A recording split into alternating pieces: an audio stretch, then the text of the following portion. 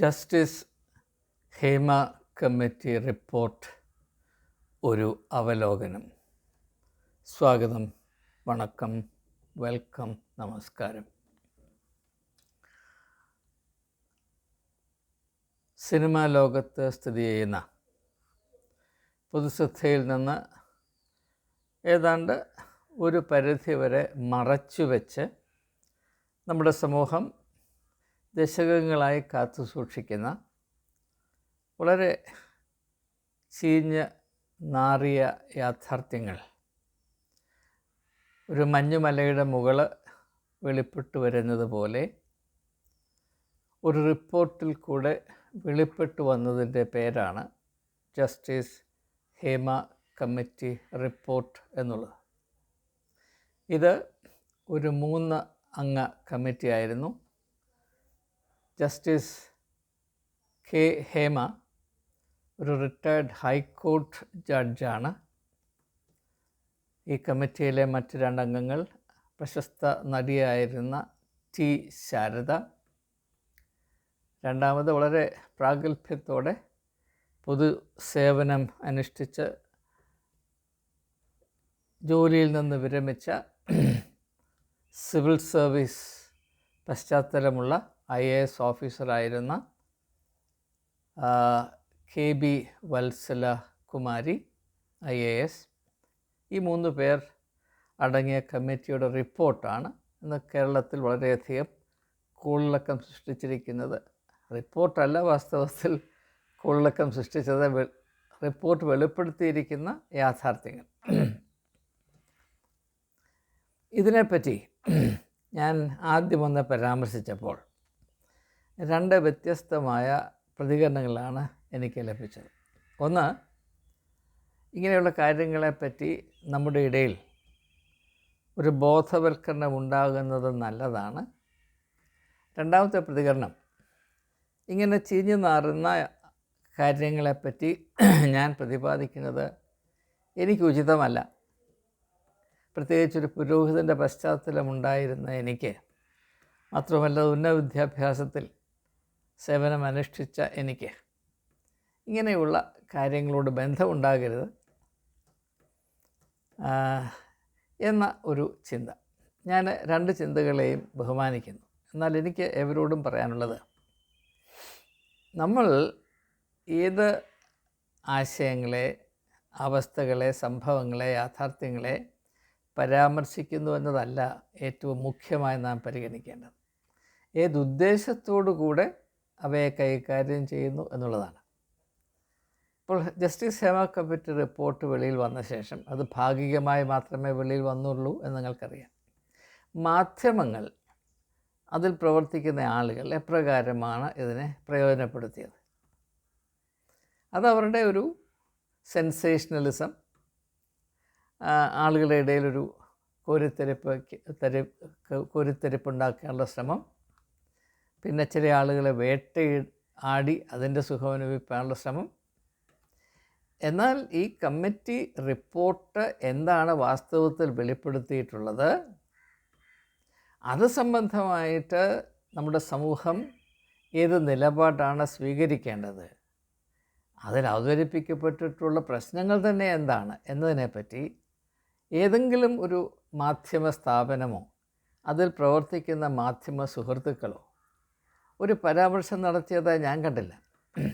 എല്ലാവരുടെയും ശ്രദ്ധ ലൈംഗികത്തിൽ മാത്രമാണ്. സ്ത്രീകളെ ലൈംഗികമായി പീഡിപ്പിക്കുന്നു. അതാരാണ്, എങ്ങനെയാണ്, എന്തിനാണ്, ആരെയൊക്കെ പിടിക്കാൻ കഴിയും, ആരെയൊക്കെ പൊതു രംഗത്ത് കൊണ്ടുവന്ന് അലക്കാൻ കഴിയും. ഇതിനപ്പുറത്ത് നിലവിലിരിക്കുന്ന അവസ്ഥയിൽ എവിടെയൊക്കെയാണ് മെച്ചം വരുത്തേണ്ട ആവശ്യമുള്ളത്, എങ്ങനെ മെച്ചം വരുത്താൻ സാധിക്കും, ഇത്രമാത്രം സിനിമാ ലോകം ധാർമ്മികമായും സാംസ്കാരികമായും നിയമപരമായും അധപ്പതിച്ചു പോയത് എന്തുകൊണ്ടാണ്? മനുഷ്യരോട് ഇപ്രകാരം ക്രൂരത ചെയ്ത് അതിൽ ആസ്വദിക്കുന്നത് എന്തുകൊണ്ടാണ്? മനുഷ്യ സ്വഭാവത്തെപ്പറ്റി ഈ ഒരു അവസ്ഥ എന്താണ് നമ്മെ പഠിപ്പിക്കുന്നത്, അല്ലെങ്കിൽ നമുക്ക് വെളിപ്പെടുത്തി തരുന്നത്? ഇങ്ങനെയുള്ള ഒരു കാര്യത്തിലും ആരെങ്കിലും താല്പര്യമെടുക്കാത്തത് കൊണ്ടാണ് ഇതിനെപ്പറ്റി പരാമർശിക്കുന്നത് നല്ലതായിരിക്കുമെന്ന് എനിക്ക് തോന്നാൻ ഇടയായത്. ഞാൻ ആ ഒരു സമീപനം മാത്രമാണ് ആദ്യം മുതൽ അവസാനം വരെ നിലനിർത്തുവാൻ ഉദ്ദേശിക്കുന്നതെന്ന് ആമുഖമായി പറയട്ടെ. അതിൽ താല്പര്യമില്ലാത്തവർ എൻ്റെ ഈ അന്വേഷണത്തിൽ ഭാഗവാക്കാകുന്നതിൽ അർത്ഥമില്ല. അപ്പോൾ ഇനി നമുക്ക് ഈ ജസ്റ്റിസ് ഹെമ കമ്മിറ്റി റിപ്പോർട്ട് 235 പേജുകളുള്ള ഒരു സമഗ്രമായ ഒരു റിപ്പോർട്ടാണ്. അതിനെപ്പറ്റി ഒരു വീഡിയോ കൊണ്ടോ 2 വീഡിയോ കൊണ്ടോ ഒരുപക്ഷെ 3 വീഡിയോ കൊണ്ടോ വേണ്ടതുപോലെ വിശ്ലേഷണം ചെയ്യുവാൻ സാധ്യമല്ല എന്ന് നിങ്ങൾക്കറിയാം.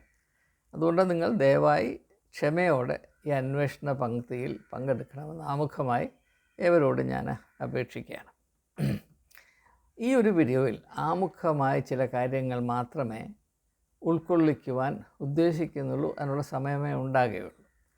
ഇതിന് ശേഷമുള്ള വീഡിയോകളിൽ ആ കമ്മിറ്റി റിപ്പോർട്ട് വസ്തുനിഷ്ഠമായി വിശ്ലേഷണം ചെയ്യുന്നതും അതിൽ പരാമർശിച്ചിട്ടുള്ള വിഷയങ്ങൾ അവ നമ്മെ വിളിച്ചറിയിക്കുന്നത് എന്താണ് എന്ന് അല്പം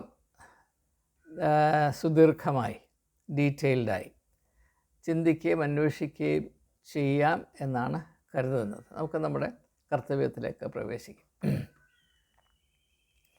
ഹെമ കമ്മിറ്റി റിപ്പോർട്ട് ആദ്യം മുതൽ അവസാനം വരെ നാം വായിച്ചാൽ ഈ ഒരു റിപ്പോർട്ടിൽ 3 പേരും അവരുടേതായ റിപ്പോർട്ടുകളാണ് നൽകിയിരിക്കുന്നത്. ഒരു റിപ്പോർട്ടല്ല, ഇത് 3 റിപ്പോർട്ടുകളുടെ ഒരു സമാഹാരമാണ്. ആദ്യം ജസ്റ്റിസ് ഹേമയുടെ വേർഷൻ, അത് കഴിഞ്ഞ് നടി ടി ശാരദയുടെ വേർഷൻ, അതിന് ശേഷമാണ് IAS ആയി റിട്ടയർ ചെയ്ത KB വത്സലകുമാരിയുടെ റിപ്പോർട്ട്.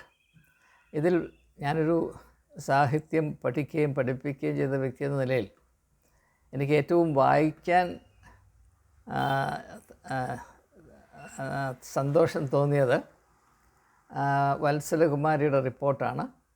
അവർ അതിമനോഹരമായി എഴുതുന്ന കൂട്ടത്തിലാണ് എന്ന് മനസ്സിലാക്കുന്നതിൽ എനിക്ക് സന്തോഷമുണ്ട്. അവർ വളരെയധികം വായിക്കുകയും ചിന്തിക്കുകയും ചെയ്യുന്ന വ്യക്തിയാണ് എന്ന് അവരുടെ എഴുത്തിൻ്റെ സ്വഭാവത്തിൽ കൂടെ എനിക്ക് മനസ്സിലാക്കാനിടയായതിൽ ഞാൻ സന്തോഷിക്കുന്നു. അങ്ങനെയുള്ളവർ പൊതുരംഗത്ത് പ്രവർത്തിക്കുന്നത് എക്കാലത്ത് നമുക്ക് അഭിമാനജനകമാണ്. കൂടുതലായി ഞാൻ അതിനെപ്പറ്റി പ്രതിപാദിക്കുന്നില്ല.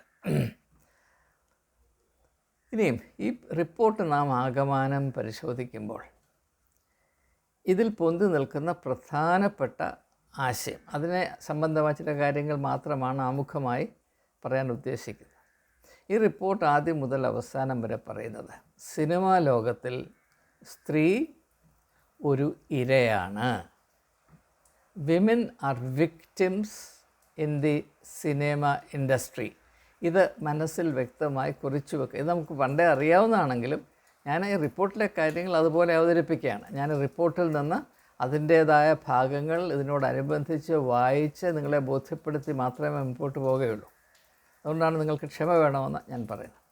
അപ്പോൾ ഈ സിനിമാ ലോകത്തിൽ സ്ത്രീകൾ അതിൻ്റെ എല്ലാ പ്രവർത്തന ഘടകങ്ങളിലും അവർ ഇരകളാണ്, അവർ വിക്ടിംസാണ്, അവർ ചൂഷണത്തിന് വിധേയരാണ്. അഭിമാനത്തോടും സ്വാതന്ത്ര്യത്തോടും മനുഷ്യ അവകാശങ്ങളെ സംരക്ഷിച്ചുകൊണ്ടും സ്ത്രീകൾക്ക് പ്രവർത്തിക്കുവാനോ പിടിച്ചു നിൽക്കുവാനോ ഒട്ടും വയ്യാത്ത ഒരു മേഖലയാണ് സിനിമ. തങ്ങളെ തന്നെ പുരുഷ മേധാവിത്വത്തിനും പുരുഷ ഇംഗിതത്തിനും അക്രമവും ചൂഷണവും ചെയ്യാനുള്ള പുരുഷ ധാർഷ്ട്യത്തിൻ്റെ അടിമകളാക്കിയെങ്കിൽ മാത്രമേ സ്ത്രീകൾക്ക് ഈ മേഖലയിൽ പ്രവർത്തിക്കാൻ സാധ്യമാകുകയുള്ളൂ എന്ന് മാത്രവുമല്ല, അവർക്ക് ഒരു വിധത്തിലുമുള്ള സംരക്ഷണവുമില്ല.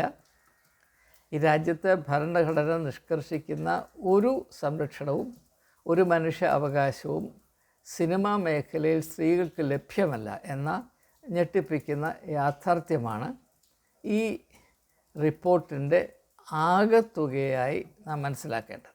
അതിന് അനേക വശങ്ങളുണ്ട്. അവയെ ഓരോന്നും നാം ഇനി അങ്ങോട്ട് പരിഗണിക്കുന്നതായിരിക്കും. അപ്പോൾ മനസ്സിൽ നാം കുറിച്ച് വെക്കേണ്ടത്, സിനിമാ ലോകത്തിൽ ഫിലിം ഇൻഡസ്ട്രിയിൽ അതിൻ്റെ എല്ലാ വശങ്ങളിലും, പ്രവർത്തന മേഖലകളിലും, പ്രക്രിയകളിലും സ്ത്രീകൾ ഇരകളാണ്, ചൂഷണം ചെയ്യപ്പെടുന്നുണ്ട്. അവർക്ക് യാതൊരു വിധത്തിലുള്ള സംരക്ഷണവുമില്ല. അവരെ നമ്മുടെ ഭരണഘടന കൈയൊഴിഞ്ഞതുപോലെയാണ്. അവർ ഭരണഘടന അനാഥരാണ്. അവരെപ്പറ്റി സമൂഹത്തിനും വേണ്ടതുപോലെ യാതൊരു അറിവോ ചുമതലയോ കരുതലോ ഇല്ല എന്ന യാഥാർത്ഥ്യമാണ് ഇതേറ്റവും വിശദീകരിച്ച് വെളിപ്പെടുത്തുന്നത് എന്ന് ആദ്യമായി ഞാൻ പറയുകയാണ്. അപ്പോൾ അതെന്തുകൊണ്ടാണ് എന്നത് ഈ റിപ്പോർട്ടിൽ വളരെയധികം ശ്രദ്ധേയമായി അവതരിപ്പിക്കുന്നുണ്ട്. ഈ റിപ്പോർട്ട് വാസ്തവത്തിൽ കേരളീയരായ എല്ലാവരും വായിക്കേണ്ടതാണ്, അതിൻ്റെ ഉള്ളടക്കം മനസ്സിലാക്കേണ്ടതാണ്. വാസ്തവത്തിൽ ഇത് മലയാളത്തിലേക്ക് തർജ്ജമ ചെയ്ത് പ്രസിദ്ധീകരിക്കേണ്ടതാണ്. പക്ഷെ അങ്ങനെ നടക്കുമോ ഇല്ലയോ എന്ന് എനിക്കറിയില്ല. ഏതായാലും നമുക്ക് നമ്മുടെ അന്വേഷണം തുടരാം. എന്തുകൊണ്ടാണ് സിനിമാ ലോകത്തിൽ സ്ത്രീകൾ ഇപ്രകാരം ഇരകളാക്കപ്പെടുന്നത് എന്നതിൻ്റെ ഏറ്റവും പ്രാഥമികമായ ഉത്തരം സിനിമാ ലോകം പുരുഷ മേധാവിത്വത്തിൻ്റെ കേളീരംഗമാണ്. The film industry is totally dominated by patriarchal authority, male authority. പുരുഷൻ്റെ മേൽക്കോയ്മയിൽ മാത്രം സ്ഥിതി ചെയ്യുന്ന ഒരു വ്യവസായമാണ് സിനിമ എന്നുള്ളതാണ് ഇതിൻ്റെ ഒരു കാരണം, പ്രധാനപ്പെട്ട കാരണം.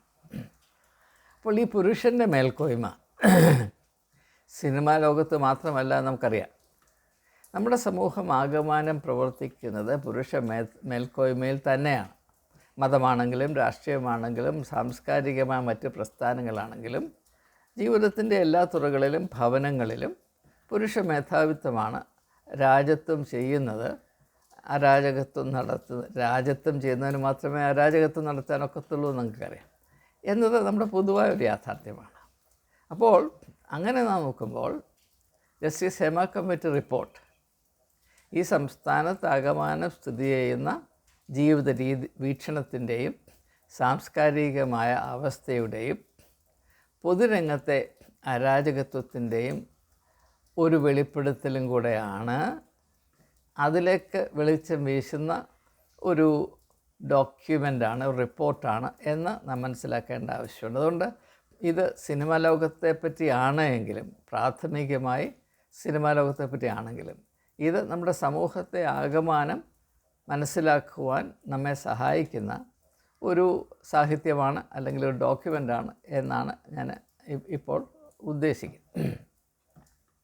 ഈ പുരുഷ മേധാവിത്വം എന്ന് പറയുമ്പോൾ അതിനെ നാം പ്രാവർത്തികമായി ചിന്തിക്കുമ്പോൾ അതിൽ ചില ഘടകങ്ങൾ പ്രവർത്തിക്കുന്നുണ്ട്. ആ ഘടകങ്ങൾ പരിഗണിച്ചെങ്കിൽ മാത്രമേ നമുക്കതിൻ്റെ യാഥാർത്ഥ്യം മനസ്സിലാക്കാൻ സാധ്യമാകുകയുള്ളൂ. ഇത് ഞാൻ പരിഗണിക്കുന്നതിന് മുൻപേ പലപ്പോഴും പൊന്തി വരുന്ന ഒരു വിയോജിപ്പ് എന്താണെന്ന് ചോദിച്ചാൽ, ഈ മേധാവിത്വം എന്ന് പറയുന്ന പുരുഷന്മാർക്ക് മാത്രമല്ല, സ്ത്രീകളും മേധാവിത്വം മോഹിക്കുന്നവരും അവസരം കിട്ടുമ്പോൾ പ്രയോഗിക്കുന്നവരുമാണ്. താങ്കൾ എന്താണ് അതിനെപ്പറ്റിയൊന്നും പറയാത്തത് എന്ന് പലരും എന്നോട് ചോദിക്കുന്നുണ്ട്. അങ്ങനെ ചോദിക്കുന്നതിൽ കഴമ്പുണ്ട്. അവസരം കിട്ടിയാൽ മേൽക്കോയ്മ പ്രാപിപ്പാനും പ്രയോഗിപ്പാനും താല്പര്യമുള്ളവരാണ് സ്ത്രീയും പുരുഷരും രണ്ടു കൂട്ടരും. എന്നാൽ സമൂഹത്തിൽ ഇതിനുള്ള അവസരം ബഹുഭൂരിപക്ഷവും പുരുഷൻ്റെ കയ്യിലാണ് എന്നതുകൊണ്ട് നാം പൊതുവായി പരാമർശിക്കുമ്പോൾ പുരുഷ മേൽക്കോയ്മ എന്ന് നാം പറയുന്നു. ഈ റിപ്പോർട്ടും അങ്ങനെ തന്നെയാണ് അവതരിപ്പിക്കുന്നത്. അതുകൊണ്ട് മറ്റുള്ള വശങ്ങളെപ്പറ്റി എനിക്ക് ബോധ്യമില്ലാഞ്ഞിട്ടല്ല, പക്ഷേ നാം പരിഗണിക്കുന്നത് ഈ റിപ്പോർട്ടാകിയാൽ അതിൻ്റെ വെളിച്ചത്തിൽ ഞാൻ ഇങ്ങനെയുള്ള കാര്യങ്ങൾ പറയുന്നു എന്ന് മനസ്സിലാക്കാം. അപ്പോൾ പുരുഷ മേൽക്കോയ്മയെ നാം മനസ്സിലാക്കുമ്പോൾ അതിൻ്റെ പ്രകടമായ 5-6 വശങ്ങൾ നാം മനസ്സിൽ കരുതി ചിന്തിച്ചെങ്കിൽ മാത്രമേ ഇത് വേണ്ടത്ര സ്പഷ്ടതയോടെ നമുക്ക് തിരിച്ചറിയാൻ സാധ്യമുള്ളൂ. ആദ്യമായി പുരുഷ മേൽക്കോയ്മയെപ്പറ്റി നാം ചിന്തിക്കുമ്പോൾ നാം മനസ്സിലാക്കേണ്ടത് അത് ഈ റിപ്പോർട്ടും പരിഗണിക്കുന്നുണ്ട്, വെളിപ്പെടുത്തുന്നുണ്ട്. അതുകൊണ്ട് ആദ്യമായി പുരുഷ മേൽക്കോയ്മയുടെ പ്രവർത്തന രൂപം അല്ലെങ്കിൽ സ്വഭാവം അക്രമാസക്തമാണ്. വയലൻസ്. പുരുഷൻ തൻ്റെ മേൽക്കോയ്മ സ്ഥാപിച്ചിരിക്കുന്നത് അവൻ്റെ ധാർമ്മികമായ ഔന്നത്യം കൊണ്ടോ ആദർശപരമായ ആ വ്യത്യാസം കൊണ്ടോ അവൻ്റെ പ്രത്യേകമായ ബൗദ്ധിക ആധ്യാത്മിക ധാർമ്മിക കഴിവുകൾ കൊണ്ടോ ഒന്നുമല്ല, അവന് കയ്യൊക്കുള്ളത് കൊണ്ടാണ്. അത് അവൻ ഏതെല്ലാം വിധത്തിൽ പ്രവർത്തിക്കാമോ പ്രയോഗിച്ചു കൊണ്ടേയിരിക്കും. ഇതിന് നല്ലൊരു ഉദാഹരണമാണ് കേരളത്തിൽ ദീർഘകാലമായി എല്ലാവരുടെയും ശ്രദ്ധയിൽപ്പെട്ട് നിൽക്കുന്ന നടിയെ ആക്രമിച്ച ആ സംഭവം.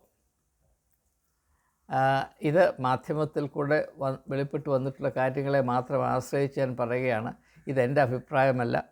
ഇതിൽ ആര് കുറ്റക്കാരാണ് ആര് കുറ്റക്കാരല്ല എന്ന് കോടതിയാണ് തീരുമാനിക്കേണ്ടത്. എന്നാൽ നമുക്ക് ലഭിച്ചിട്ടുള്ള അറിവനുസരിച്ച് ഒരു നടി, പ്രശസ്തി ആർജിച്ചൊരു നടി ഈ സിനിമാ ലോകത്ത് പ്രവർത്തിക്കുന്നുവെന്ന് ഹേമ കമ്മിറ്റി ആവർത്തിച്ച് പറയുന്ന ഒരു 17 അംഗങ്ങളുള്ളൊരു മാഫിയ, എല്ലാവരെയും വിറപ്പിച്ച് അവരുടെ അധികാരത്തിൻ്റെ കാഴ്ക്കീരെ ഇട്ട് ചവിട്ടി മെതിക്കുന്നൊരു മാഫിയ ഉണ്ട്.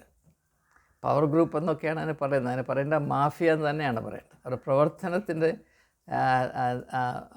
കാര്യങ്ങൾ വിധങ്ങൾ നോക്കിയാൽ അത് പവർ ഗ്രൂപ്പ് എന്ന് പറഞ്ഞാൽ പോരാ, ഇതൊരു ഒന്നാന്തരം മാഫിയയാണ്. അപ്പോൾ ആ മാഫിയയിൽ പെട്ടു എന്ന് പറയപ്പെടുന്ന ഒരു വ്യക്തി, അദ്ദേഹത്തിന് ഈ പ്രശസ്ത നടിയോട് അതൃപ്തി തോന്നി. ഇത് ആരോപണമാണ്, ഇത് അങ്ങനെയാണോ എന്ന് കോടതി തീരുമാനിച്ചിട്ടില്ല, അതിപ്പോഴും കേസ് നടക്കുകയാണ്. അപ്പോൾ തൻ്റെ അധികാരത്തിൻ്റെ മൂർച്ച അസ്ഥി മനസ്സിലാക്കുന്നതിന് വേണ്ടി ഒരു കൊട്ടേഷൻ സംഘത്തിനെ അയച്ച് അവരെ ഓടുന്ന വാഹനത്തിലിട്ട് പീഡിപ്പിച്ചു. അതിൽ ദൃശ്യങ്ങളെടുത്തു. മറ്റും അതിൻ്റെ വിശദാംശങ്ങളിലേക്ക് പോയാൽ നമ്മുടെ ഞാൻ റെക്കോർഡ് ചെയ്യുന്ന ഫോൺ പോലും നാറിപ്പോകും. അതുകൊണ്ട് വേണ്ട, നിങ്ങൾക്ക് എല്ലാവർക്കും അറിയാവുന്ന കാര്യമാണ്. അപ്പോൾ അങ്ങനെയാണ് പുരുഷ മേധാവിത്വം പ്രവർത്തിക്കുന്നത്. അതുകൊണ്ടാണ് ഞാൻ പറയുന്നത്, അക്രമം, വയലൻസ് ഇല്ലാതെ പുരുഷ മേധാവിത്വത്തെ നമുക്ക് വിഭാവന ചെയ്യാൻ സാധ്യമല്ല. എന്നാൽ സ്ത്രീ മേൽക്കോയ്മ വരുമ്പോൾ അവിടെ അക്രമമല്ല, വൈകാരികമായ പീഡനമാണ്. A woman can emotionally torture a man. അത് സ്ത്രീയുടെ സമീപനമാകുമ്പോൾ പുരുഷൻ്റെ തന്ത്രം എന്താണ്? കയ്യൂക്ക് കൊണ്ടാണ്, അക്രമം കൊണ്ടാണ്. അപ്പോൾ ഇത് മനസ്സിലാക്കുക. രണ്ടാമത്, അതിൻ്റെ തന്നെ ഭാഗമായ പുരുഷനെ സംബന്ധിച്ചിടത്തോളം അവന് സ്ത്രീയെ കാണുന്നത് ഒരു ലൈംഗിക ഉപഭോക്ത വസ്തുവായിട്ടാണ്. ഇങ്ങനെ ഞാൻ പുരുഷ മേൽക്കോയ്മയുടെ മാത്രം വെളിച്ചത്തിൽ പറയുകയാണ്. എല്ലാ പുരുഷന്മാരും അങ്ങനെയാണെന്നല്ല ഞാൻ ഈ പറയുന്നത്, തെറ്റിദ്ധരിക്കരുത്. നമ്മുടെ ഇപ്പോഴത്തെ വിഷയം പുരുഷ മേൽക്കോയ്മ എന്നതിലാണ്. അപ്പോൾ അതിലടങ്ങിയിരിക്കുന്ന വിഷയങ്ങളാണ്, ഘടകങ്ങളാണ് ഞാൻ പറയുന്നത്. ആ മേൽക്കോയ്മയുടെ കണ്ണിൽ വെച്ച് നോക്കുമ്പോൾ പുരുഷനെ സംബന്ധിച്ചിടത്തോളം സ്ത്രീ അവൻ്റെ ഒരു സഹജീവിയല്ല, സഹധർമ്മിണിയുമല്ല, കൂടെ പ്രവർത്തിക്കുന്ന ഒരു കൊളീഗുമല്ല. അവൻ്റെ കണ്ണിൽ കൂടെ നോക്കുമ്പോൾ ആകെപ്പാടെ കാണാവുന്നത് ഒരു സ്ത്രീ എന്നത് ഒരു ലൈംഗിക ഉപഭോക്ത വസ്തുവാണ്. സെക്സ് ഒബ്ജക്റ്റ് എന്ന് ഇംഗ്ലീഷിൽ പറയും. അപ്പോൾ അതിനെ എപ്രകാരം എൻ്റെ പരിധിയിലാക്കാം, അതെൻ്റെ ഇംഗിതത്തിന് വഴങ്ങി എനിക്ക് തോന്നുന്നത് പോലെ ചെയ്യാനുള്ള അവകാശം അതിന്മേൽ സ്ഥാപിക്കാം. അതിൽ കൂടെയാണ് ഈ പുരുഷ മേൽക്കോയ്മ അതിൻ്റെ ഉള്ളിലൊരു കുളിര് അനുഭവിക്കുന്നത്. അതുകൊണ്ടാണ് ചിലരൊക്കെ മാധ്യമ ലോകത്തിലെ സിംഹങ്ങളാണെന്നൊക്കെ പറയുന്നത്. വനത്തിൽ സിംഹത്തിനെ കാട്ടുരാജാവായിട്ട് അംഗീകരിക്കുന്നത് എന്തുകൊണ്ടാണ്? സിംഹത്തിന് മറ്റുള്ള മൃഗങ്ങളെക്കാൾ, എല്ലാ മൃഗങ്ങളെക്കാളും ശക്തിയോ വേഗതയോ ബുദ്ധിയോ ഒന്നും ഉണ്ടായിട്ടല്ല. നമ്മുടെ അറിവനുസരിച്ച് മറ്റുള്ള മൃഗങ്ങളെക്കാൾ ലൈംഗികമായ വീര്യം സിംഹത്തിനുണ്ട്. അതുകൊണ്ട് മാത്രമാണ് സിംഹത്തെ കാട്ടിലെ രാജാവായി പരിഗണിക്കുന്നതെന്ന് എന്നെ കേൾക്കുന്ന ഒട്ടുമുക്കാലും ആൾക്കറിയാവുന്നതാണ് ഞാൻ കരുതുന്നത്. മാധ്യമ ലോകത്തും ഇവരൊക്കെ സിംഹങ്ങളാണ്. അങ്ങനെയാണ് ഇവരുടെ ഇടയിലെ സംസാരത്തിൽ അവരുടെ മേന്മ തന്നെ പരസ്പരം അറിയിക്കുന്നതും പങ്കിടുന്നതും. ആരെയൊക്കെ കീഴ്പ്പെടുത്തി, ആരെയൊക്കെ നശിപ്പിച്ചു, ആരൊക്കെ എൻ്റെ ഇംഗിതത്തിന് അനുസരിച്ച് തുള്ളും, അങ്ങനെയുള്ള കാര്യങ്ങൾ കൊണ്ടാണ് എന്നാണ് അറിയാൻ കഴിഞ്ഞിട്ടുള്ളത്. അപ്പോൾ അക്രമം പ്രവർത്തിക്കുന്നു. എത്രയോ സ്ത്രീകളെ അവരുടെ വൈകാരികമായ ഉപഭോക്ത വസ്തുക്കളായി, ലൈംഗിക ഉപഭോക്ത വസ്തുക്കളായി ഉപയോഗിക്കാൻ അവർക്ക് അവകാശമുണ്ട്, സാധിക്കുന്നു. മലയാളത്തിലെ ഒരു പ്രശസ്ത നടൻ, മലയാള മനോരമ എന്ന ചാനലിൽ ഒരു ഇൻ്റർവ്യൂ ചെയ്തപ്പോൾ അദ്ദേഹത്തെ ഇൻ്റർവ്യൂ ചെയ്ത മാധ്യമപ്രവർത്തകൻ ചോദിക്കുന്നു, എല്ലാവരും പറയുന്നു താങ്കൾ ഏതാണ്ട് 3000-ൽ പരം സ്ത്രീകളെ ഉപയോഗിച്ചിട്ടുണ്ട് എന്നതാണ് എന്ന് പറഞ്ഞപ്പോൾ ഒരുപക്ഷെ അതിലപ്പുറമായിരിക്കുമെന്നാണ് അദ്ദേഹം പറയുന്നത്. അദ്ദേഹം അത് വ്യംഗ്യാർത്ഥത്തിലാണ് പറഞ്ഞതെന്നാണ് ഞാൻ മനസ്സിലാക്കാൻ താല്പര്യപ്പെടുന്നത്. പക്ഷേ അങ്ങനെ ഒരു സെറ്റിലിരുന്ന് അഭിമാനത്തോടുകൂടി പറയുക എന്നത് അതിനൊരു പശ്ചാത്തലം ഉണ്ടായിരിക്കണമെന്ന് മാത്രമേ തൽക്കാലം ഞാനിപ്പോൾ പറയുന്നുള്ളൂ. ആ ഒരു സാഹചര്യത്തിൽ ഇപ്പോൾ 2 ഘടകം നമ്മൾ പരിശോധിച്ചു, വയലൻസ് ആൻഡ് ക്രൈം. ഇങ്ങനെയുള്ളൊരു സാഹചര്യത്തിൽ മനുഷ്യത്വത്തിന് യാതൊരു മാർജിനും ഉണ്ടാകുകയില്ല എന്ന് മനസ്സിലാക്കണം. ഇവിടെയൊക്കെ ഒരു സമൂഹത്തിൻ്റെ ഏതെല്ലാം ഇടങ്ങളിൽ അവിടെ സ്ഥിതി ചെയ്യുന്ന അവസ്ഥകളെ നിയന്ത്രിക്കുന്നത് കുറ്റകൃത്യങ്ങളും ലൈംഗിക അരാജകത്വവുമാണെങ്കിൽ അവിടെ മനുഷ്യത്വത്തിന് പരിഗണനയുണ്ടാകുകയില്ല. There will be no margin for human considerations. There is no space for humanity. ഷേക്സ്പിയറിൻ്റെ ഒരു വാക്ക് ഉപയോഗിച്ചാൽ human kindness, the milk of human kindness എന്നൊരു പ്രയോഗം ഷേക്സ്പിയർ മക്ബത്ത് എന്ന കൃതിയിൽ പ്രയോഗിക്കുന്നുണ്ട്. അതേസമയത്ത് ശ്രദ്ധേയമാണ്. ഇതാണ് 2 ഘടകം നാം പരിശോധിച്ചു കഴിഞ്ഞു. മൂന്നാമത്, പുരുഷ മേൽക്കോയ്മയിൽ നിയമവാഴ്ചയ്ക്ക് പ്രത്യേകമായ വിലയൊന്നും ഉണ്ടാകുകയില്ല. ഒരു പുരുഷൻ അവൻ്റെ ആധിപത്യവും അവൻ്റെ കഴിവും വീര്യവും അവൻ താൻ ഹീറോ ആണ്, മറ്റുള്ളവരെക്കാൾ അങ്ങ് മേലേക്കിടയിലാണ് എന്നൊക്കെ കാണിക്കുന്നത് നിയമത്തെ പുച്ഛിച്ചുകൊണ്ടാണ്. അതുകൊണ്ടാണ് പുരുഷ മേൽക്കോയ്മയിൽ പ്രവർത്തിക്കുന്ന സിനിമാ ലോകത്തിൽ നിയമവാഴ്ചയ്ക്ക് അല്പം പോലും ഇടമില്ല എന്നത് ഈ ഹേമ കമ്മിറ്റി റിപ്പോർട്ട് നിങ്ങൾ വായിക്കുമെങ്കിൽ വളരെ സ്പഷ്ടമായി നിങ്ങൾക്ക് മനസ്സിലാക്കാൻ കഴിയും. ഒരു ഉദാഹരണം പറഞ്ഞാൽ 2013 ഇന്ത്യൻ പാർലമെൻറ്റ് പാസ്സാക്കിയ ഒരു നിയമമാണ് sexual harassment of women in the work place prevention act of 2013. അതനുസരിച്ച് ഇവിടെയൊക്കെ ആളുകൾ സംഘടിതമായി പ്രവർത്തിക്കുന്നുണ്ടോ, ഓർഗനൈസ്ഡ് ലേബർ, അവിടെയൊക്കെ ഒരു എംപ്ലോയർ റിലേഷൻഷിപ്പ് എവിടെയൊക്കെ ഉണ്ടോ അവിടെയെല്ലാം ഒരു ഇൻറ്റേർണൽ കംപ്ലയിൻറ്റ്സ് കമ്മിറ്റി ഉണ്ടാകണമെന്നത് നിയമമാണ്, രാജ്യത്തിൻ്റെ നിയമമാണ്. അത് സിനിമാ ലോകത്തുണ്ടായിട്ടില്ല, സാധ്യമല്ല എന്നാണ് ജസ്റ്റിസ് ഹേമ പറയുന്നത്. ഞാനതിനെപ്പറ്റി അല്പം വിമർശനാത്മകമായ മുൻപൊരു വീഡിയോയിൽ പറഞ്ഞു. പക്ഷേ അതിനകത്ത് ഞാൻ പറയാതിരുന്ന കാര്യം അത് ഇപ്പോൾ ഉൾക്കൊള്ളിക്കാവുന്നത് കൊണ്ടാണ്. പക്ഷേ അതിന് ബദലായ മറ്റൊരു പ്രപ്പോസൽ ജസ്റ്റിസ് ഹേമ പറയുന്നുണ്ട്. ഞാൻ അതിനോട് യോജിക്കുന്നുണ്ട്, തീർച്ചയായിട്ടും യോജിക്കുന്നുണ്ട്. എന്നാൽ ഞാനവിടെ പറഞ്ഞതും ഇപ്പോൾ ഞാൻ വീണ്ടും ആവർത്തിക്കുന്നത്, എങ്ങനെയാണ് നമ്മുടെ രാജ്യത്ത് സ്ഥിതി ചെയ്യുന്ന ഈ സിനിമ ഇൻഡസ്ട്രി, അവിടെ രാജ്യത്തിൻ്റെ നിയമം ബാധകമല്ല, അത് പ്രായോഗികമല്ല എന്ന് നമുക്ക് പറഞ്ഞ് തഴയാൻ സാധിക്കുന്നു. ഈ രാജ്യത്ത് എന്തെങ്കിലും പ്രവർത്തനം അനുവദനീയമാകണമെങ്കിൽ അത് എല്ലാവരെയും ബാധിക്കുന്ന നിയമങ്ങളുടെ പരിധിക്കുള്ളിൽ മാത്രമായിരിക്കണം എന്നതാണ് നിയമവാഴ്ചയുടെ അടിസ്ഥാന തത്വം.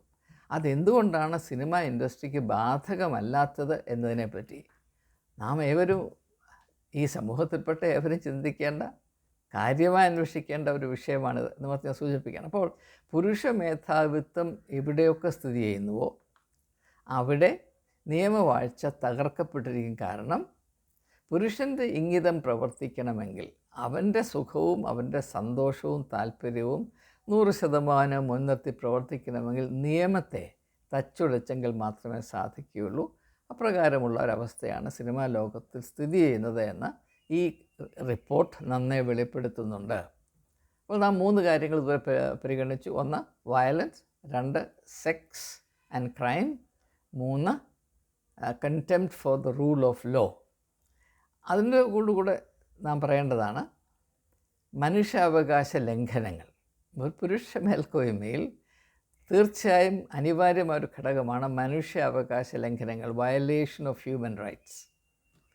ഈ സിനിമാ ലോകത്തിൽ, സിനിമ ഇൻഡസ്ട്രി എന്നൊക്കെ പറയുമ്പോൾ, മോഹൻലാൽ ഇവിടെ തിരുവനന്തപുരത്ത് എന്ന് പറഞ്ഞില്ല, സിനിമ ഒരു ഇൻഡസ്ട്രിയാണ്, 10,000-കണക്കിന് ആളുകൾ പ്രവർത്തിക്കുന്ന ഇൻഡസ്ട്രിയാണ്, അതിനെ നിങ്ങൾ ദയവായി തകർക്കരുതെന്ന് അദ്ദേഹം ആവർത്തിച്ച് എല്ലാവരെയും ഉത്ബോധിപ്പിക്കുന്നത് നാം എവരും കണ്ടതാണ്. എന്നാൽ ഇൻറ്റേർണൽ കംപ്ലയിൻസ് കമ്മിറ്റി സ്ഥാപിക്കണമെന്ന് ചോദിച്ചാൽ അത് ഇൻഡസ്ട്രി അല്ല. പൊതുജനം ഇവർ കാണിക്കുന്ന അരാജകത്വം വിമർശിക്കുമ്പോൾ പറയും ഇത് ഇൻഡസ്ട്രിയാണ്. ഇത് എന്താണെന്നങ്ങ് തീരുമാനിക്കുക. ഒന്നിലിത് ഇൻഡസ്ട്രി ആണെന്ന് പറ, അല്ലെങ്കിൽ ഇൻഡസ്ട്രി അല്ലെന്ന് പറ. ഇൻഡസ്ട്രി ആണെങ്കിൽ രാജ്യത്തിൻ്റെ നിയമം അനുസരിച്ച് പ്രവർത്തിക്കുക. ഇൻഡസ്ട്രി അല്ലെങ്കിൽ ഇങ്ങനെ ജനങ്ങളുടെ വാ മൂടിക്കെട്ടാതിരിക്കാൻ ശ്രമിക്കുക. രണ്ടും കൂടെ ഒരേ സമയത്ത് ചെയ്യരുത്. അപ്പോൾ മനുഷ്യാവകാശ ധ്വംസനം വ്യാപകമായ സിനിമാ ലോകത്ത് നടക്കുന്നുണ്ട് എന്നത് വളരെ വ്യക്തമായി ഈ കമ്മിറ്റി റിപ്പോർട്ട് പറയുന്നുണ്ട്. ഈ പരിഷ്കൃത കേരള സമൂഹത്തിൽ പ്രബുദ്ധരായ ആളുകൾ വസിക്കുന്നുവെന്ന ഇന്ത്യ രാജ്യം ഒരുപോലെ സമ്മതിക്കുന്ന കേരള സമൂഹത്തിൽ അതിൻ്റെ ഗ്ലാമർ ലോകമായ സിനിമ ഇൻഡസ്ട്രിയിൽ മനുഷ്യാവകാശ ധ്വംസനമാണ് ആദ്യം മുതൽ അവസാനം വരെ. അതിനെപ്പറ്റി ആർക്കും യാതൊരു ചിന്തയുമില്ല, കരുതലുമില്ല. എന്ന് പറയുമ്പോൾ അത് ഞെട്ടിപ്പിക്കുന്ന ഒരവസ്ഥയായിട്ട് മാത്രമേ എനിക്ക് അനുഭവപ്പെടുവാൻ സാധ്യതയുള്ളൂ. എന്തുകൊണ്ടാണ് നാം ഈ മനുഷ്യാവകാശ ധ്വംസനങ്ങളെയും നിയമവാഴ്ചയുടെ തകർച്ചയെയും സ്ത്രീകളെ ഇത്രമാത്രം വ്യാപകമായി ദുരുപയോഗപ്പെടുത്തുകയും ആക്രമിക്കുകയും ചെയ്യുന്ന ഈ കാട്ടുനീതിയെ നാണിപ്പിക്കുന്ന അവസ്ഥ സ്ഥിതി ചെയ്യുന്ന ഈ ഒരു സാഹചര്യത്തിന് നേരെ കണ്ണടയ്ക്കുന്നത് എന്നതിൻ്റെ ഉത്തരം ഈ റിപ്പോർട്ടിലുണ്ട്. അതിൻ്റെ പേരാണ് ഗ്ലാമർ. സിനിമാ ലോകത്തെ നയിക്കുന്നത് ധാർമ്മിക ബോധമല്ല, മനുഷ്യത്വപരമായ ചിന്തകളല്ല, നിയമപരമായ ചുമതലകളല്ല, പിന്നെയോ ഗ്ലാമർ ഉണ്ടെങ്കിൽ പിന്നെ എന്തുമാകാം. കേരള സമൂഹം ഗ്ലാമർ എന്ന് പറയുന്ന ഈ ഒരു ഐസ്ക്രീം തിന്നാനായിട്ട് ഇങ്ങനെ കുതിച്ചിരിക്കുന്നവരാണ് എന്നതാണ് നമ്മുടെ യാഥാർത്ഥ്യം. ഗ്ലാമർ ഉള്ളവൻ എന്ത് ചെയ്താലും നമ്മൾ സഹിച്ചു കൊടുക്കും. പാവപ്പെട്ടവനാണെങ്കിൽ അവനെ തൊഴിക്കും. ഇത് നമ്മുടെ സാംസ്കാരികവും ധാർമ്മികവുമായ അധപ്പതനത്തിൻ്റെ അളവുകോലാണ്.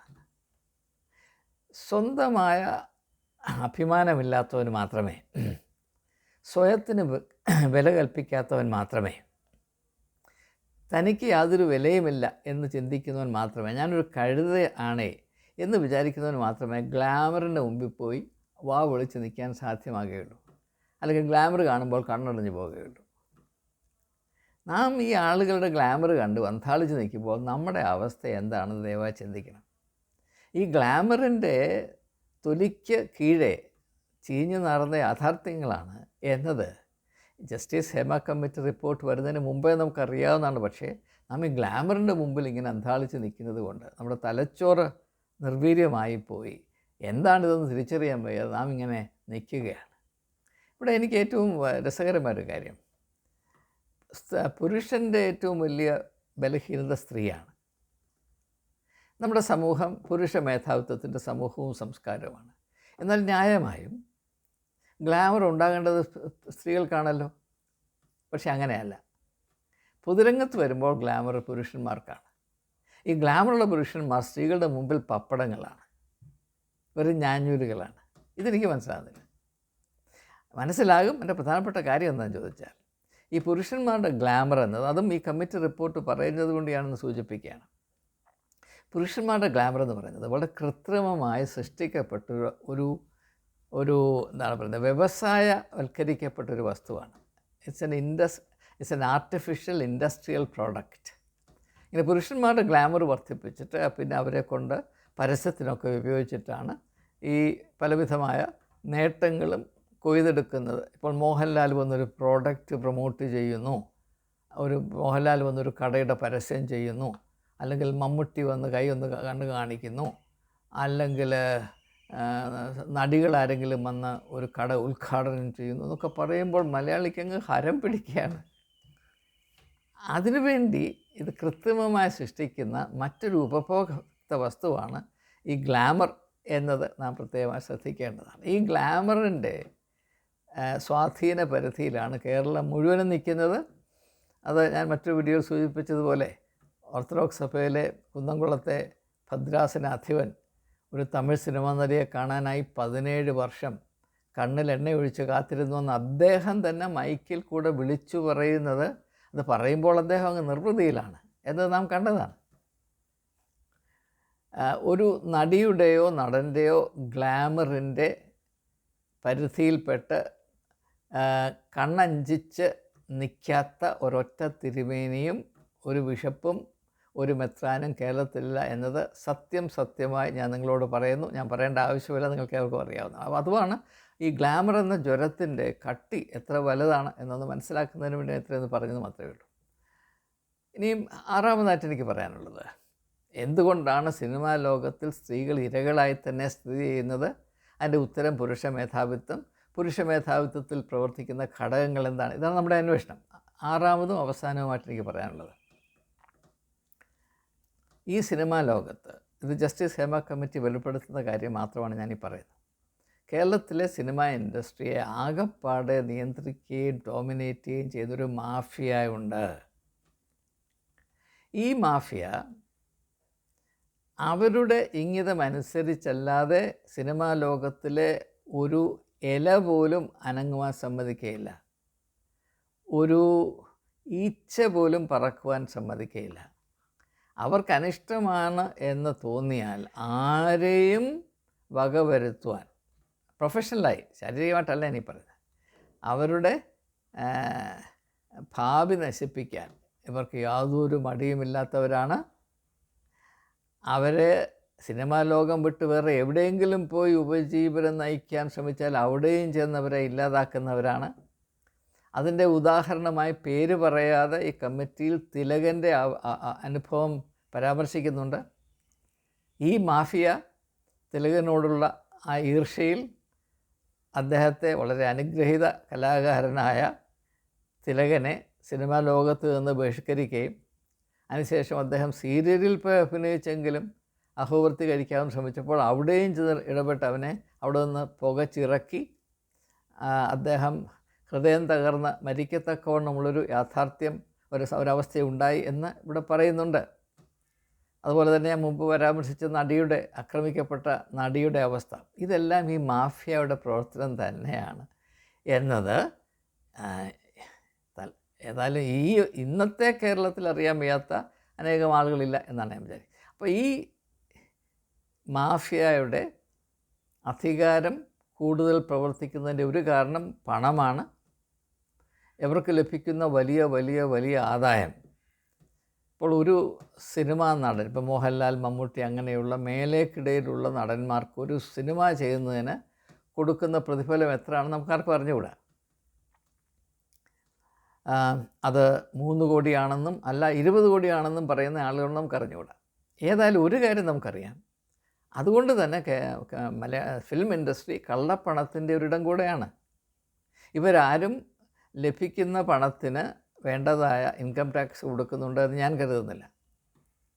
ഈ ജസ്റ്റിസ് ഹേമ കമ്മിറ്റി റിപ്പോർട്ട് ആദ്യം മുതൽ അവസാനം വരെ പറയുന്നത് സിനിമാ ലോകത്തിൽ അതൊരു ഇൻഡസ്ട്രിയാണെന്നൊക്കെ പറയുമ്പോഴും എങ്ങനെയാണ് പണം കൈകാര്യം ചെയ്യുന്നത്, എങ്ങനെയാണ് പ്രതിഫലം കൊടുക്കുന്നത്, അതിന് കോൺട്രാക്റ്റ് ഉണ്ടോ, കണക്കുണ്ടോ, ഓഡിറ്റിംഗ് ഉണ്ടോ, ഒന്നുമില്ല.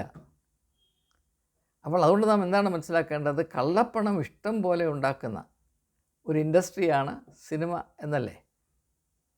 Film industry generates a lot of black money. അതിനെപ്പറ്റി എന്താണ് സർക്കാരിന് ചിന്തയില്ലാത്തത്?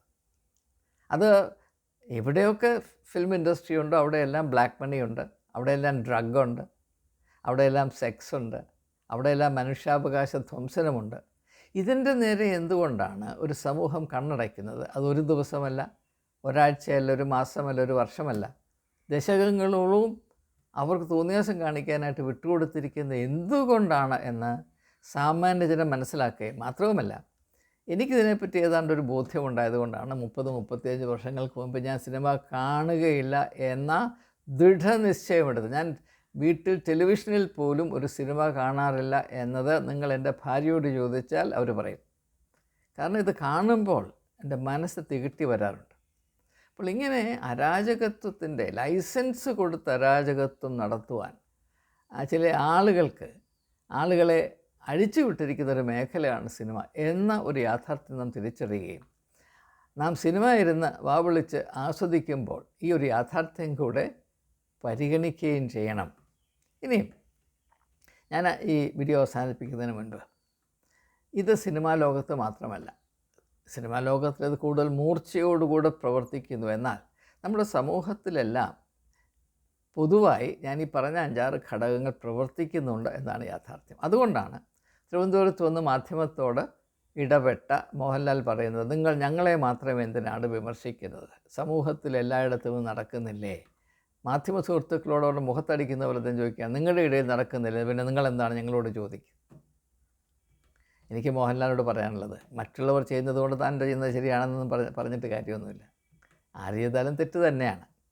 എന്നാൽ മോഹൻലാൽ പറഞ്ഞതിനകത്ത് നാം ശ്രദ്ധിക്കേണ്ട ഒരു കാര്യമുണ്ട്. നമ്മുടെ സമൂഹത്തിൽ പൊതുവേ ഇതാണ് യാഥാർത്ഥ്യം. അതുകൊണ്ടാണ് ഇങ്ങനെയുള്ള കാര്യം വരുമ്പോൾ കോടതികൾ പോലും അത് വേണ്ടതുപോലെ കൈകാര്യം ചെയ്യുന്നതിൽ വേണ്ടത്ര ധൈര്യം കാണിക്കാതെ. ഇപ്പോൾ നടിയെ ആക്രമിച്ച കേസിൽ അതിൻ്റെ വിചാരണ നടക്കുന്നു. അതിൻ്റെ തെളിവുകൾ പോലും കോടതിയിൽ നിന്ന് തൊണ്ടി മുതലായിരുന്നത് അപ്രത്യക്ഷപ്പെടുകയും അതിൻ്റെ ഹാഷ് വാല്യൂ 3 തവണ മാറുകയൊക്കെ ചെയ്യാമെന്ന് പറഞ്ഞാൽ ഏതെല്ലാം വിധത്തിലാണ് ഇങ്ങനെ ഗ്ലാമറുള്ള ആളുകളെ ഒരു സമൂഹം, ഒരു സംസ്ഥാനം സംരക്ഷിക്കുന്നത് നമുക്കറിയാം. ഒരു നടൻ ആ കേസിന് സംബന്ധമായിട്ട് ജയിലിൽ കിടന്നപ്പോൾ അദ്ദേഹം ജയിലിലായിരിക്കുന്നത് കണ്ടിട്ട് എനിക്ക് സഹിക്കുന്നില്ലേ എന്ന് പറഞ്ഞ് പൊതുരംഗത്ത് വന്ന് മാറത്തടച്ച് വിലപിച്ചൊരു IAS പോലീസ് ഉദ്യോഗസ്ഥയുണ്ട്. അവരുടെ പേര് നിങ്ങൾക്കൊക്കെ അറിയാം. ഇതാണ് ഈ സമൂഹത്തിൻ്റെ പൊതുവായ കാഴ്ചപ്പാട്. മറ്റാര് ജയിലിൽ കിടന്ന് പൊഴുത്താലും കുഴപ്പമൊന്നുമില്ല. ഒരു നടൻ അങ്ങനെ വരുന്നത്, അവൻ എന്ത് ചെയ്തു ചെയ്തില്ല എന്ന പ്രശ്നമല്ല. നടനായതുകൊണ്ട്, ഗ്ലാമർ ഉള്ളതുകൊണ്ട്, തന്നെ അവൻ പുരുഷനായതുകൊണ്ട് എന്തും ചെയ്യാൻ അവകാശമുള്ളവൻ, ചോരേ നീരുള്ളവൻ, പണമുള്ളവൻ, പ്രശസ്തിയുള്ളവൻ, ജനപ്രിയ നടൻ, അവന് ഇത് വരരുത്. അവൻ എന്തും ചെയ്യാം, പക്ഷേ അവനോട് ആരും ചോദിക്കരുത്, അവനുള്ള ഗതികേട് വരരുത്. അപ്പോൾ ഇങ്ങനെയുള്ള ഒരു കാര്യമാണ്. അപ്പോൾ സിനിമ എന്നത് ഒരു സമൂഹത്തിൽ, എല്ലാ സമൂഹത്തിലും ഉള്ളൊരു എലീറ്റ് കൾച്ചറുണ്ട്. അതൊരു വലിയ it's A important sociological phenomenon. അതിനെ തന്നെ ആസ്പദമാക്കി ഒരു 10 വീഡിയോകൾ ചെയ്യേണ്ട കാര്യമാണ്.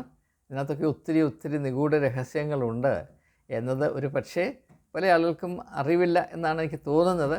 It's all part of the elite culture. അപ്പോൾ നിങ്ങൾ ഏതെങ്കിലും സമൂഹത്തിൽ, ഏതെല്ലാം യുഗത്തിൽ ചരിത്രം പരിശോധിച്ചാൽ നിങ്ങൾക്കൊരു കാര്യം മനസ്സിലാകും.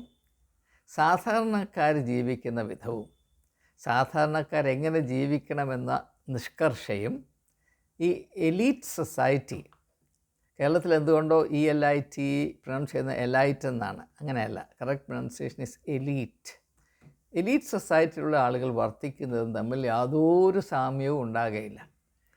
ആ എലീറ്റ് സൊസൈറ്റി എന്ന് പറയുമ്പോൾ ഒരു സൊസൈറ്റിയുടെ ഒരു 1% അല്ലെങ്കിൽ 0.5% കാണത്തുള്ളൂ. അവർക്ക് നിയമവാഴ്ച ആവശ്യമില്ല, അവർക്ക് നാണം വേണ്ട, അവർക്ക് ധാർമ്മിക ബോധം വേണ്ട, അവരോടാരും ചോദിക്കാനില്ല, അവർക്ക് എന്തും ചെയ്യാം, ആരെയും ചൂഷണം ചെയ്യാം, ഏതക്രമവും ചെയ്യാം. അവരെല്ലാം ഒരേ കെട്ടായിരിക്കും. അതിൻ്റെ ഒരു ഉദാഹരണം പറയാം. മോൺസൺ മാവുങ്കലിൻ്റെ കേസ് നമുക്കറിയാം. അവിടെ അത് വളരെ ശ്രദ്ധേയമാണ്. ആ കേസിൽ പോലീസ് മേധാവിയുണ്ട്. അത് കേസായില്ല, കേസാൻ വേണ്ടതുപോലെ കേസായില്ല. മോൺസൺ മാവുങ്കൽ കിടക്കുകയാണ്. ഞാൻ അതിനെ പറ്റിയല്ല പറയുന്നത്. ഞാൻ പറയുന്ന വശം കേസിന് ഉൾപ്പെട്ടിട്ടില്ല. പോലീസ് മേധാവി അതിനകത്തുണ്ട്, രാഷ്ട്രീയ നേതാക്കന്മാർ അതിനകത്തുണ്ട്. ഈ കേരള സിനിമ ഇൻഡസ്ട്രിയെ കിടലും വിറപ്പിച്ച് തങ്ങളുടെ ആധിപത്യത്തിൽ അടക്കി നിർത്തുന്ന ഈ ഫിലിം മാഫിയയുടെ അംഗങ്ങളും അതിനകത്തുണ്ടെന്ന് മനസ്സിലാക്കുക. അതിനകത്ത് സെക്സും ഉണ്ട്. ഇതാണ് എലീറ്റ് സൊസൈറ്റിയുടെ ഏതാണ്ടൊരു കോമ്പസിഷൻ എന്ന് മനസ്സിലാക്കുക. അപ്പോൾ നമുക്കറിയാം, നമ്മൾ കേരള രാഷ്ട്രീയത്തിൽ ഒരു നടൻ ഉണ്ടായിരിക്കണം. കാരണം പൊളിറ്റിക്കൽ എന്താണ് പറയുന്നത്, സൊസൈറ്റിയും പൊളിറ്റിക്സും സിനിമയുമായിട്ടൊരു പാലം ഉണ്ടാകണം. അതാണ് മുകേഷിൻ്റെ പ്രധാനപ്പെട്ട ഒരു ദൗത്യം. അതുകൊണ്ടാണ് അദ്ദേഹത്തെ സംരക്ഷിക്കുക എന്നതിന് ഇത്രമാത്രം പ്രാധാന്യം കൽപ്പിക്കുന്നത്. BJPക്ക് ആണെങ്കിൽ നമ്മുടെ സുരേഷ് ഗോപിയേട്ടനുണ്ട്. അപ്പോൾ കോൺഗ്രസ്സിന് അങ്ങനെ പ്രത്യേകമായിട്ട് പറയാനില്ല എങ്കിലും എന്നാലുണ്ട്. അത് നമുക്കറിയാം. കോൺഗ്രസിൻ്റെ ഇപ്പോഴത്തെ സംസ്ഥാന പ്രസിഡൻറ്റ് മോൺസൺ മാവുങ്കലിനെ സന്ദർശിച്ച് അവിടെ മോഹൻലാലുമൊക്കെ വരാറുണ്ട്. അപ്പോൾ അങ്ങനെ ഒരു കൊളാമറിച്ചിലാണ് നമുക്കറിയാം. അപ്പം ഇത് നാം മനസ്സിലാക്കുകയും ഈ നമ്മുടെ സമൂഹത്തിലുള്ള എലീറ്റ് സെക്ഷൻ ഇങ്ങനെയാണ് പ്രവർത്തിക്കുന്നത് ഈ നിയമമൊക്കെ സാധാരണ പാവപ്പെട്ട ആളുകൾക്ക് വേണ്ടിയുള്ളതാണ്. ധാർമ്മിക ബോധമൊക്കെ പാവപ്പെട്ടവർക്ക് വേണ്ടിയാണ്. സദാചാര ബോധമൊന്നും ഇവരെ ബാധിക്കുന്നതല്ല.